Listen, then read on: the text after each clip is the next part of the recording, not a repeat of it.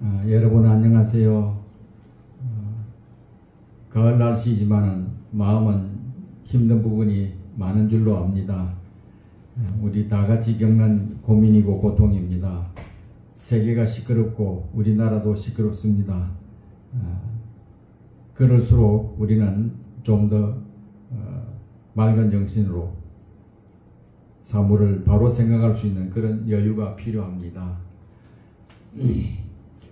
이런 분위기 속에서 우리 인간들이 어떻게 처신해야 할지를 잠시 생각해 보겠습니다.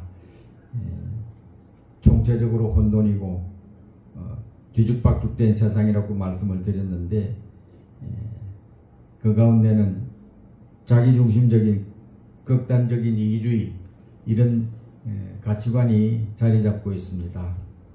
이 속에서 우리 예수 믿는 사람은 어떻게 사물을 바라보고 문제를 풀어보면 좋을까요?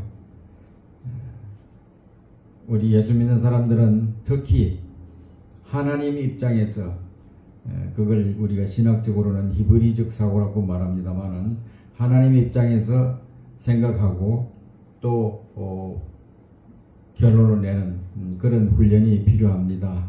세상 사람들은 인본주의적인 입장에서 자기 생각을 항상 중심으로 깔고 있습니다.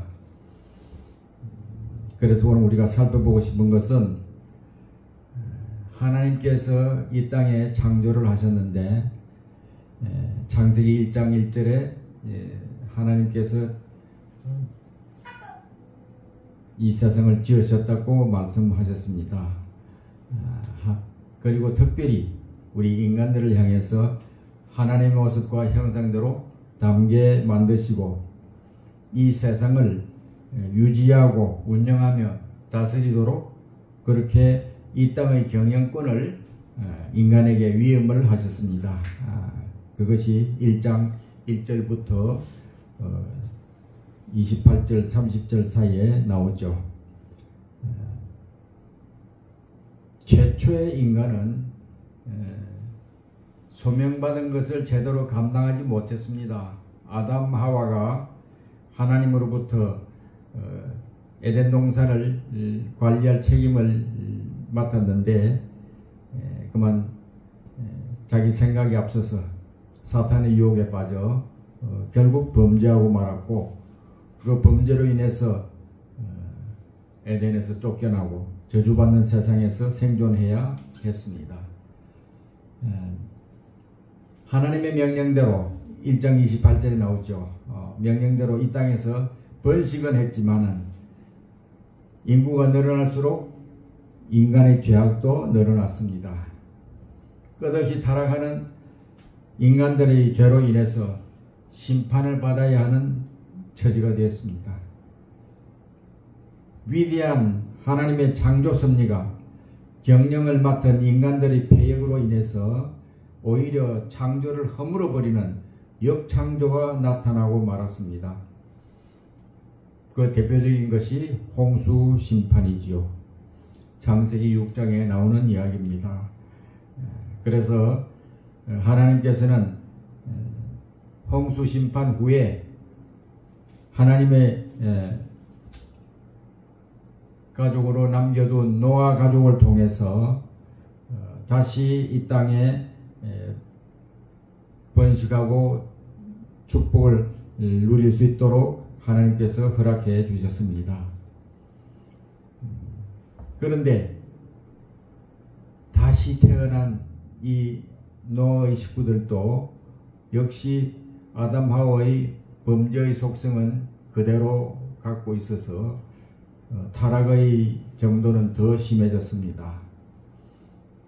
그래서 인구가 늘어나면 늘어날수록 타락도 심했고, 또 죄가 더 많아졌고 부패가 더 심해졌습니다. 결국 하나님을 대적하는 바벨탑 사건으로 마무리가 됩니다. 그래서 하나님께서 이 땅의 백성들을 흐트러 버립니다. 힘을 모아서 하나님 앞에 대적하지 못하도록 언어를 다르게 만들어서 세계 각 지역으로 흩어지게 만듭니다. 그렇게 해서 창세기 1장 11장까지의 내용을 보면 인간이 날이 갈수록 부패해가는 인간세의 사회의 모습이 그대로 나옵니다. 이대로는 하나님의 이 땅 통치를 제대로 바로잡을 수가 없다고 생각하셔서 하나님께서 생각하신 방법이 창조 사역의 전략 변경입니다. 그래서 12장에 아브라함과 사라를 내세웁니다. 아브라함 사라는 특별한 조건이 아무것도 없습니다. 오직 하나님께서 그냥 선택한 것 뿐입니다. 특별히 잘난 모습이 있어서 선택한 것이 아닙니다. 그리고 그들을 통해서 하나님의 새로운 사역을 전개해 나가십니다. 이때까지는 전 인류를 대상으로 해서 하나님과의 언약을 인류가 지키기를 원하셨으나 여러 차례 실패를 보시고 하나님의 인간 구원 전략을 이제는 바꾸었습니다. 특정한 인물 아브라함과 사라의 부부를 통해서 하나님의 계획이 진전되어 나가게 됩니다. 아브라함과 사라를 통해서 새 창조를 이루고자 합니다. 이미 나이가 들어서 늙을 만큼 늙었고 그래서 그 몸들은 사실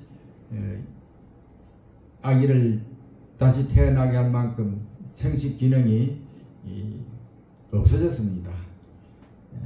사실상 죽은 생식 기능을 하나님께서 하나님의 방법으로 하나님의 새 창조의 기적을 이루는 도구로 불가능을 넘어서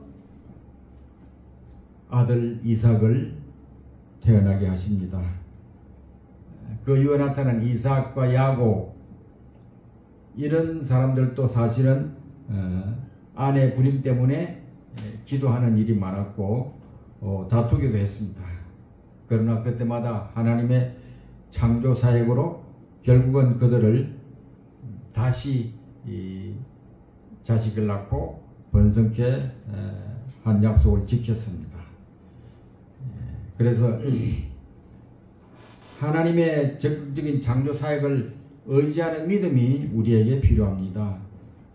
주님의 눈과 마음으로 사물을 보면서 하나님의 창조 사역을 우리가 좀 더 적극적으로 접수하고 실행을 해야 될 것입니다.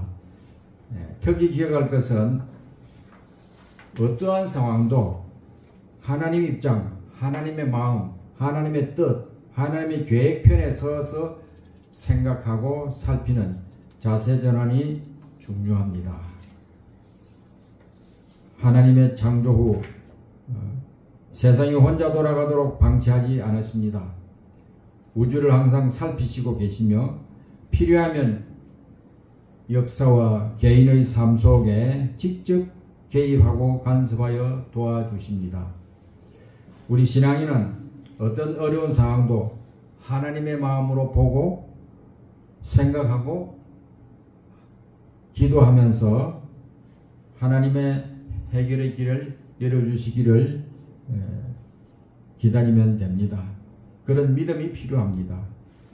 평상시에 어떤 상황이든지 주님의 마음으로 보고 생각하고 묵상하는 습관을 길러서 하나님 중심의 사고, 생각으로 항상 마음을 잡아가면 사탄의 방법보다는 하나님 중심의 방법이 훨씬 확실하고 해결도 분명합니다.